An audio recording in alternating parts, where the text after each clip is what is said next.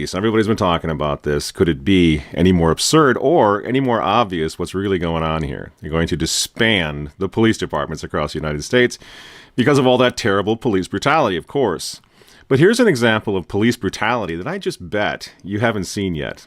A couple of cops pulling over a black guy on a busy freeway. Now let's look at what happens.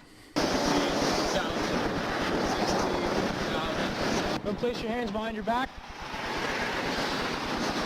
What? Stay. Place your hands.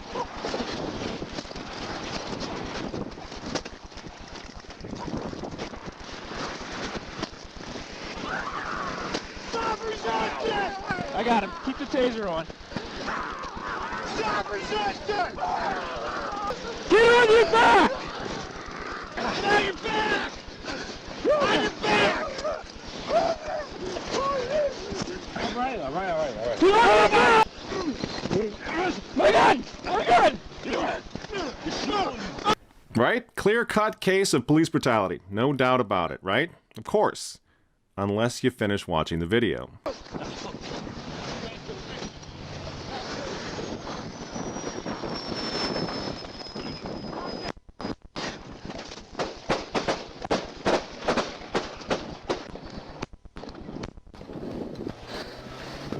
And we kind of chopped that up because it's a little too brutal to show here on our program, on our channel. But it really kind of makes you think, doesn't it? I mean, this is going on every day, And every instance of alleged police brutality, we've talked about this before, is there the occasional rogue cop who should be fired? Of course.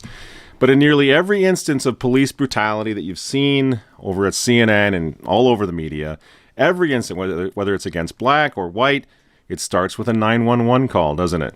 It starts with some maniac endangering somebody else's life or stealing somebody else's property or wrecking somebody else's car or whatever.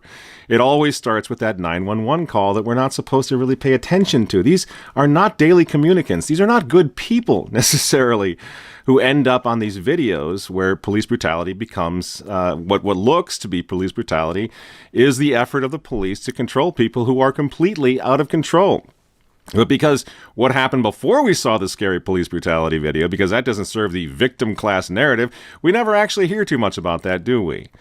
The effort to disband the police has really little to do with the truth of the matter, has really little to do even with racism itself. Because let's face it, friends, this is 2020, right? It's not the 1930s, the Jim Crow South, which, by the way, the Jim Crow laws were about racial segregation by white Democratic-dominated state legislators to disenfranchise blacks during the Reconstruction period. Right? But we're not paying attention to that. Just the good old Democrats, they care more about the folks than we do, than the conservatives do. We don't pay attention to the history, do we? But, the stats don't lie. And I'm really so curious to find out why it is that we never hear the statistical evidence for what's actually going on. Because you would think that in a racially charged moment like this, people would be, in the media, would be trying to sort of diffuse some of this. Why don't they go to the statistics? Statista.com, for example, 2020, they record that 172 white people were killed by cops versus 88 black people. Now, why haven't you heard anything about that on CNN? In all of the year 2019, 370 white people were killed by cops versus 235 black people killed by cops. In 2018, the whole year, 399 white people versus 209 black people. That's almost double the number of white people who were killed by cops. We never hear about this. Why not? Why aren't they telling us the truth about what's actually going on here? I wonder why CNN doesn't report on this. I'll tell you why. It's because disbanding law enforcement is just another piece of the destabilization of our country, of our society, that's been coming for a long time. These same folks now who told us we couldn't spank our children, we couldn't discipline in the schools and all of that, who are turning the entire generations into unruly, undisciplinable people, now they're telling us we need to get rid of the police. This is classic social engineering, destabilization of society. And the thing is, again, this has been coming for such a long time. Even many traditional Catholics, many of you out there realize that The Remnant is a traditional Catholic newspaper. What does that mean? It just means it's a Catholic newspaper that never changed after the radical revolution and destabilization of the Catholic Church that happened back in the 1960s, especially during the Second Vatican Council. But even many traditional Catholics, they still are under the impression The traditional Catholic counter-revolution, if you will, was merely about liturgy. We like Latin, and that's all, we're just these stuffy Latinists that just want to have our old Mass back. But see, this isn't true. How do I know? Because I lived through it. I remember. The movement was a culture war long before it was a liturgical war. Let me explain that. And if you want to find corroboration for this, look in the pages of the Remnant. We've got our whole 53-year archive now available online. Check out that archive, and you'll see that the early traditionalists were fighting revolution raging throughout the church, throughout society, in schools, in movies, even in music. You remember the fight against the beat-centric music, the drug music, the sexual revolution music of the 19th. Maybe many of you don't remember this. I remember this. Traditional Catholics were writing about things like the British invasion, the Rolling Stones. There were huge Beatle record burnings back in the 60s, Shows you how far we've come. The Beatles were considered really revolutionary. So either everybody in that more nominal, at least nominally in more Christian society, was paranoid and nuts, or they were onto something when they saw revolution being given to whole generations of young people on both sides of the Atlantic, even in the music. This is what the traditionalists were fighting early on. Destabilizing Western civilization through sex, through drugs, rock and roll. The beat-centric music that took the youth generation by storm, that separated young people from their parents, that incited political and sexual revolution. Now, we don't talk about that too much anymore, unfortunately, but look what's going on in music today. Revolution against everything good, holy, and beautiful in a formerly Christian society. And there were other indicators. You remember the ERA, the Equal Rights Amendment? I remember that from when I was just a little kid. I remember when the miniskirt came in. That was a big deal. Or the bikini. I don't know exactly what the year was, but these were revolutionary things, believe it or not. The battle against gender-appropriate clothing. The early days of the traditional Catholic movement, people, priests, bishops, laymen were fighting against the battle against gender-appropriate clothing. I know it sounds crazy now, but that's what was going on.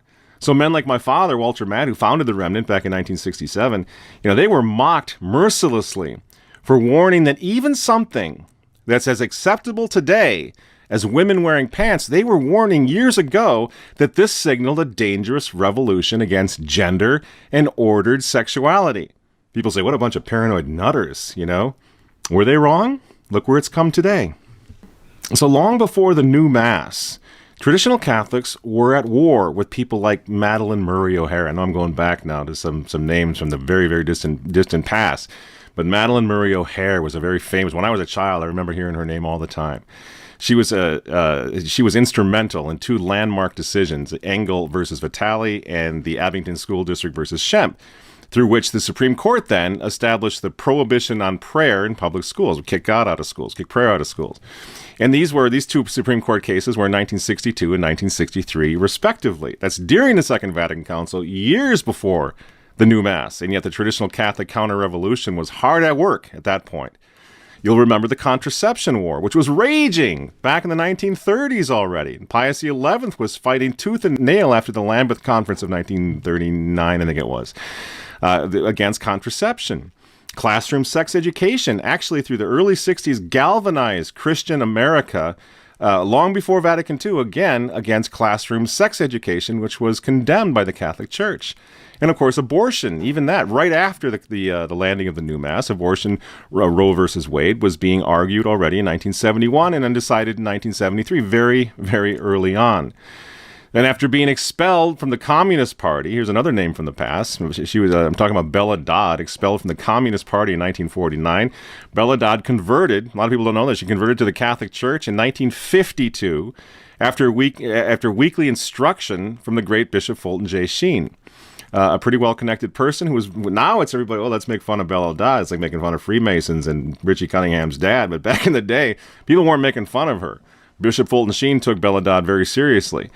And Bella Dodd claimed to help recruit as a communist over 1,100 communist agents into Catholic seminaries, including 4 cardinals. I mean, things start to make a little bit of sense, don't they? When you start looking about how far back all of this goes. This revolution goes to destabilize the church and to destabilize society. This was decades before Vatican II and the new Mass. So in other words, long before anyone had ever even heard of the Novus Ordo, traditional Catholics, along with many Protestant groups, Protestant churches, were engaged in a full-scale counter-revolution to preserve what was left of the old order of Christendom. So, fast forward. When people today say that it's just ridiculous, it's ridiculous conspiracy theorizing paranoia to even suggest that the rioting and the economic lockdown now and all the mayhem that we see in the streets is about derailing the election of one guy, President Donald Trump. So when people say that it's paranoid, I say you just haven't been paying attention to what's been going on for a long time. You see, they're boldly admitting what something like this pandemic is all about now. This is not a conspiracy theory. You can understand, if you just kind of open your eyes, look at some of the evidence, you can understand why, yes, even one guy, the American president, could pose a serious threat to these guys. Here's Antonio Guterres, who is the UN Secretary General. He's a Catholic, by the way, coming right out and admitting what this pandemic is all about. Check it out. There is a lot of talk about the need for a new normal after this crisis. But let's not forget that the pre-COVID-19 world was far from normal. Rising inequalities, systemic gender discrimination, lack of opportunities for young people, stagnant wages, runaway climate change, none of these things were normal. The pandemic exposed tremendous shortcomings, fragilities and fault lines. The world of work cannot and should not look the same after this crisis. It's time for a coordinated global, regional and national effort to create decent work for all as the foundation of a green, inclusive and resilient recovery. So you begin to see why COVID is back? They didn't even have time to wait for the second wave, did they? Because they're concerned. Donald Trump's hit the road again, hasn't he? He's beginning to tell America to come back out of their houses again. Yeah, he was played early on, just like everybody else was, with this whole pandemic and the lockdown. But now he's saying, wait a minute, I've been had, something's happening here. We got to get back to work. We got to get the economy back. And they're not going to let that happen. So that's why they keep talking about this new normal, you see, because they're looking for a global reset on economics, on education, on everything, on government. Pope Francis with his UN masters, planning a global education pact. We've covered this so many times. Sometimes I feel like a broken record, but we need to understand what's going on here. Everything right now is about what's going to happen in this country in November. Francis talking about his global new economy. We did several shows on this. Why in the world would this guy be talking about a global new economy that he's going to help the United Nations usher in through the hierarchical channels of the Catholic Church, unless the old economy of individual nation states is going to be destroyed? And they're destroying the economy of our country right now, don't you see? They were planning this for a long time. We covered this, remember? I will come for the economy of Francesco because we need a new economy, a new vision, and the teachings of Pope Francis in Laudato Si and in other teachings help to give us the pathway to a better world. You see, friends, they won't let Donald Trump's economy thrive because they need America to fall. Donald Trump was not an insider. We can come up with all sorts of things we don't like about Donald Trump. He's weak on certain things. Of course he is. He's not been a conservative all his life. But he is an American firster guy. And at that point, right now, there's nothing more conservative, more of a threat than that one country would prove that it does not need a new world order. This is a huge threat because if even one country can do this, and don't forget the spin-off from all this, Brexit over in the UK, what's happening in Hungary, what's happening in Poland. Lots of countries are looking at the United States and saying, hey, you know what? If they can break from this new global bureaucracy, so can we. You see? It's like dominoes, and that's what they're worried about. So Trump, yes, Trump's pro-America platform threatens the entire globalist agenda. I would love to say that it's the Catholic Church that threatens the entire globalist agenda, but it doesn't anymore because 50 years ago, 75 years ago, they were destroying the Catholic Church. They destabilized the Catholic Church. They went in and wrecked all of our statues, trashed our altars, wrecked our sanctuaries, changed us, changed our identity. So we became completely complacent and complicit with what's going on. So it's not the Catholic Church anymore. And what stands now as an impasse to this diabolical New World Order could very well be, ironically enough, a strong United States of America. And I get the irony. We've done in the pages of the Red, we've talked about some of the Freemasonic influences of 1776 and 1789. I get it all. But right now, patriotic America and a strong economy in America, making America great again, is a huge problem for these people. They got rid of the church. They came so close. you know, to establishing the entire New World Order, and now this happened. And so they have to go to extreme measures to stop this from happening. So they say that we're just blind Trump supporters, and we don't see that he's actually one of them. He's on their side of the aisle on this whole New World Order thing. But I got some video clips that I'd like to share with you, because I really don't understand how anybody can say this. How do we explain that on September 24th, 2019, President Donald Trump stood on the floor of the United Nations General Assembly, arguably the biggest platform, the biggest stage in the world, and he announced his intention to stand against the New World Order? How do we explain this? If you want freedom, take pride in your country. If you want democracy, hold on to your sovereignty. And if you want peace, love your nation. Wise leaders always put the good of their own people and their own country first. The future does not belong to globalists. The future belongs to patriots. The future belongs to sovereign and independent nations. For whatever reason, Donald Trump looked them straight in the eye, and he said he was going to stand against those who would destroy national sovereignty. Today I have a message for those open border activists who cloak themselves in the rhetoric of social justice. Your policies are not just. Your policies are cruel and evil. For whatever reason, Donald Trump looked them straight in the eye, and he declared war, even on the neocon war machine that had been destabilizing the entire world under goofballs like George W. Bush.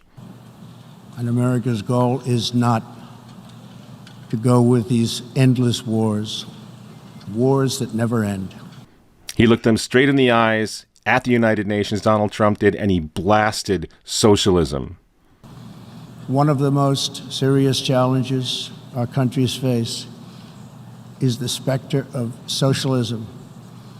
It's the wrecker of nations and destroyer of societies. Socialism and communism are about one thing only: power for the ruling class. Today I repeat a message for the world that I have delivered at home. America will never be a socialist country. Donald Trump looked them straight in the eye on the floor of the United Nations, and he defended the basic right of all of us to protect our homes and our families and to not need the nanny state New World Order. There is no circumstance under which the United States will allow international entries to trample on the rights of our citizens, including the right to self-defense.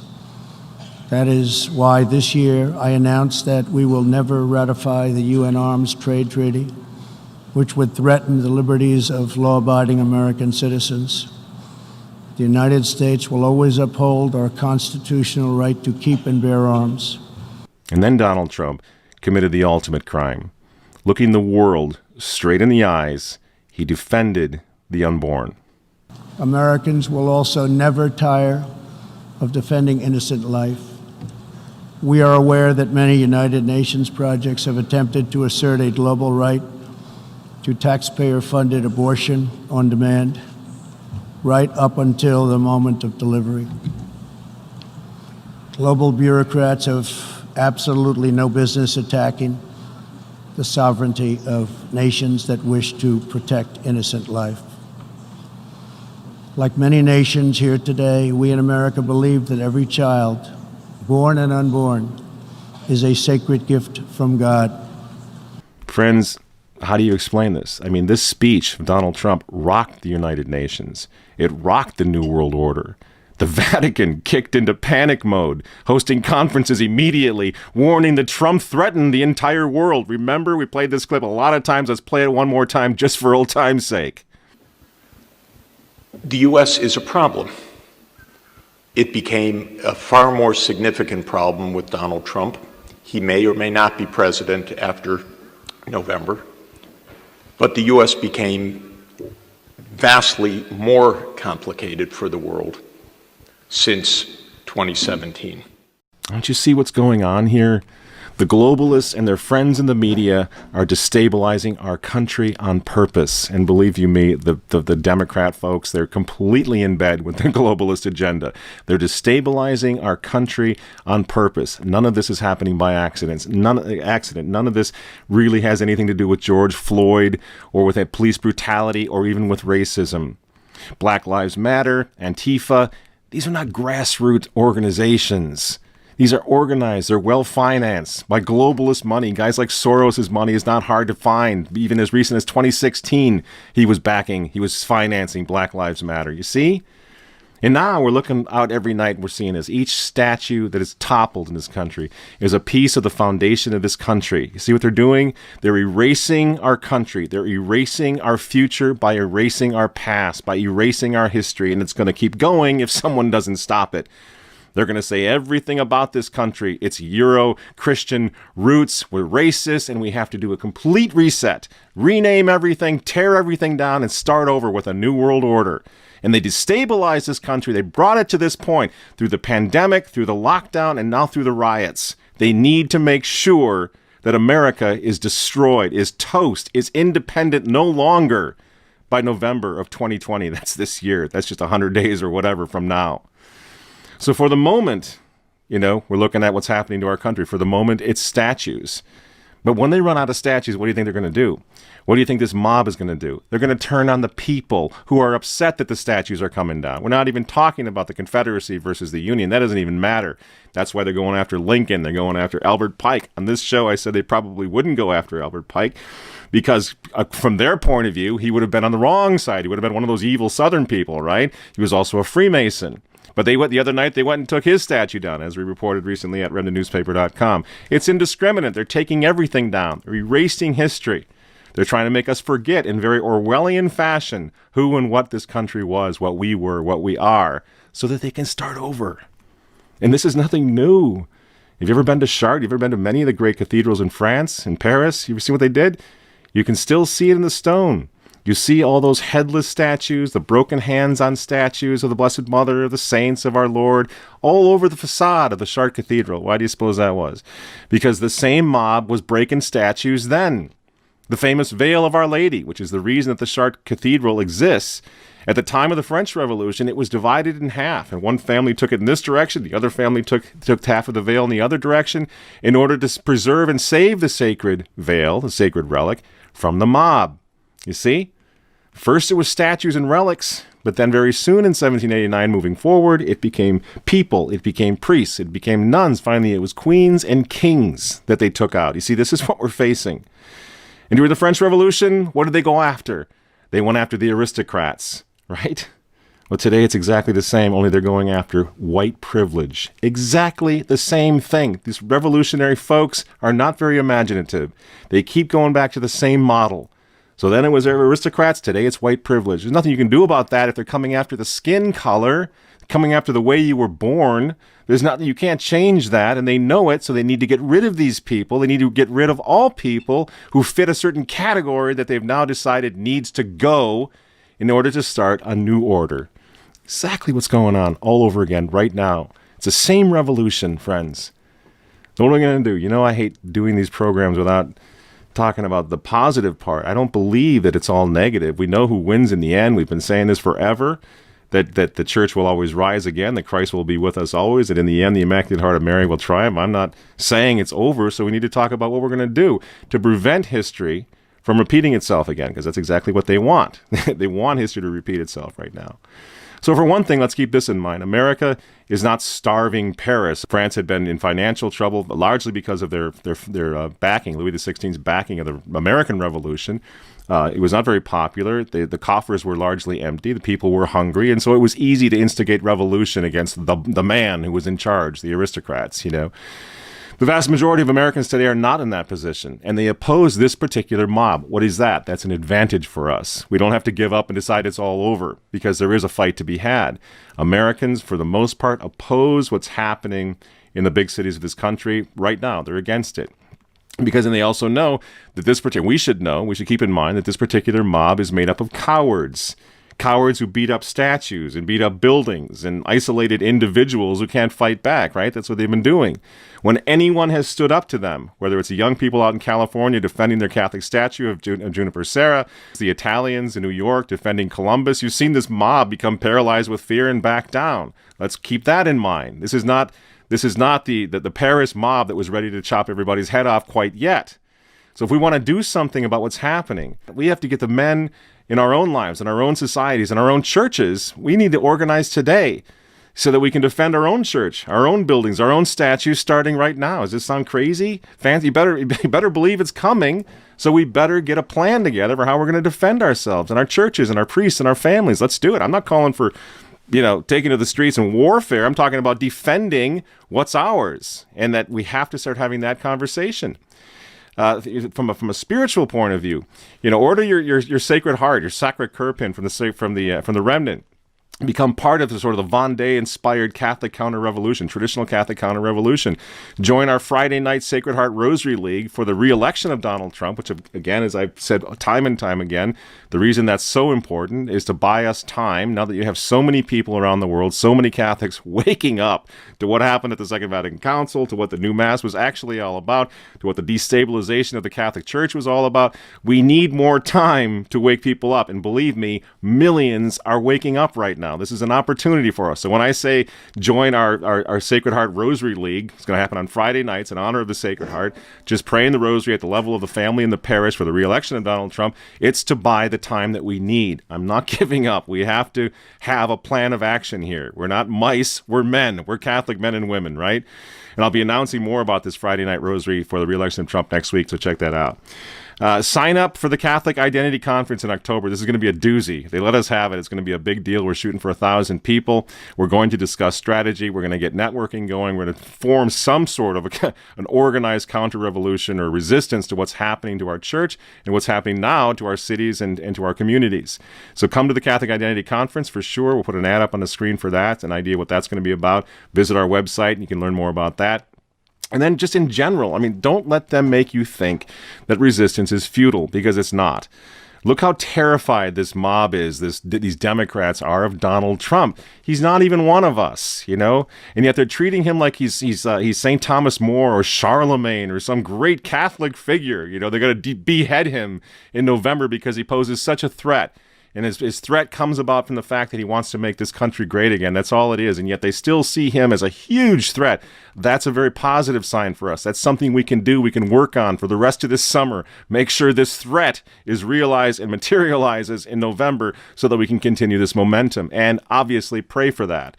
Why? Because they're afraid of Trump because they fear the pro-Christian, the pro-life, pro-family, pro-American revival that he yet might inspire, and that's not yet done. It's not yet finished. We're just getting started. They fear it. They're afraid of it. Remember that. Count on that. Be inspired by that, because they're counting on us to be intimidated by what they're doing. And yet Donald Trump is terrifying them. What does that tell you? It tells you that their stupid New World Order is not so bulletproof, is not so invincible, is not so all-powerful.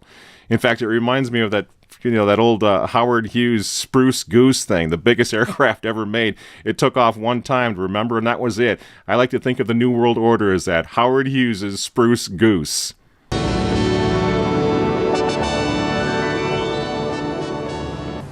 The Spruce Goose never flew again, but it remains to this day the biggest aircraft ever built. And finally, friends, you think that resistance is futile. That's the most fatal thing that we can do at this point, is come to that despondent and desperate position that there's no reason to fight back. There's every reason to fight back. And here at the Remnant, we're flying high this week. My old friend and brother in arms, Chris Ferrara, representing a couple of priests from the Society of St. Pius X and some Orthodox Jewish rabbis up in New York. They just beat the living daylights in court out of Governor Andy Cuomo and Mayor Bill de Blasio. Today, federal judge Gary Sharp issued an injunction in favor of 2 Catholic priests, 3 Orthodox Jews in Brooklyn, holding that New York State's lockdown policies illegally discriminated against worshipers. Get this, actually a fair ruling. Harmeet Dillon is a professional attorney. She's a civil rights lawyer. Harmeet, I think you found justice in that ruling. Am I right? Absolutely. And I want to give kudos to Chris Ferrara and the Thomas More Society. They're the lawyers who got that ruling today. This is a great moment, obviously, for the whole country. It should also be a great moment for us in terms of encouraging